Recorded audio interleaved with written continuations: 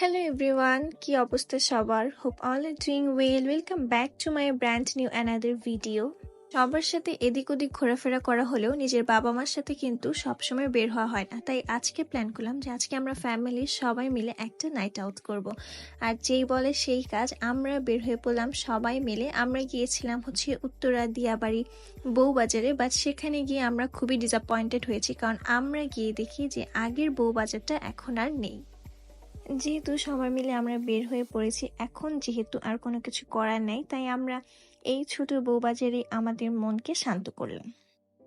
এখানেও অনেক item sell করা হচ্ছিল, লাইক ফিশ ফ্রাই, কাবাব, তারপর হচ্ছে গরুর বট ভুনা, হাঁসের চুই ঝাল, গরুর কালো ভুনা, মানে অনেক অনেক আইটেমস এখানেও ছিল।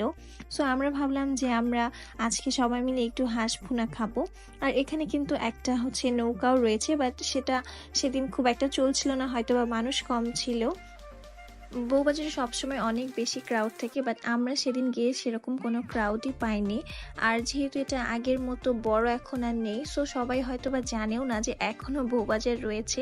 আমরা তারপর ঘুরে ঘুরে দেখতেছিলাম যে আমরা কি কি খেতে পারি। এখানে ফিশ বারবিকিউ করা হচ্ছিল, ছোয়াপু দাঁড়িয়ে দাঁড়িয়ে ফিশ বারবিকিউ দেখতেছিল।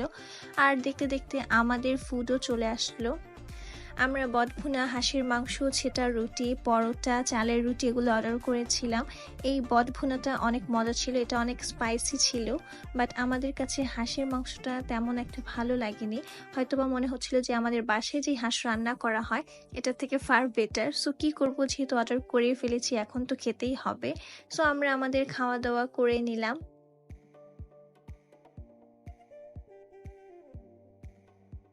খাওয়া দাওয়া শেষ করার পরে যেহেতু একটু চা খেতে হবে, তাই এখন আমরা মটকার চা খাওয়ার জন্য চলে গেলাম। এখানে অনেক ইন্টারেস্টিং ভাবে মটকার চা মেক করা হচ্ছিল, আর এখানে কিন্তু অনেক রকমেরই চা পাওয়া যাচ্ছিল।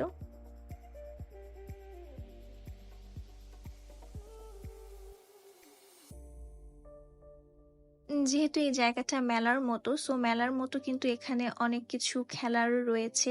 এখানে নোরান বেলুন হচ্ছে গুলিটা দিয়ে ফোটাচ্ছিল, তানসিন ওকে হেল্প করতেছিল, আর আমরা দাঁড়িয়ে দাঁড়িয়ে দেখতেছিলাম যে ও কয়টা বেলুন ফোটাতে পারে। আর এইদিকে আমাদের চাও চলে আসলো। আমাদের চাটা কিন্তু ভালো ছিল, মানে আমাদের কাছে সব খাবারের থেকে মনে হচ্ছিল যে চাটাই সব থেকে বেশি মজা। তারপর খাওয়া দাওয়া করে একটা দোকান ছিল, এই দোকানটার সব কিছু লোকটা অনেক বেশি দাম চাচ্ছিল। সো আমরা এখান থেকে একটু টুকিটাকি কেনাকাটা করে চলে গেলাম বাসায়। আজকের মতো এটাই আমার ব্লগ। সবাইকে আল্লাহ হাফেজ, থ্যাংকস ফর ওয়াচিং।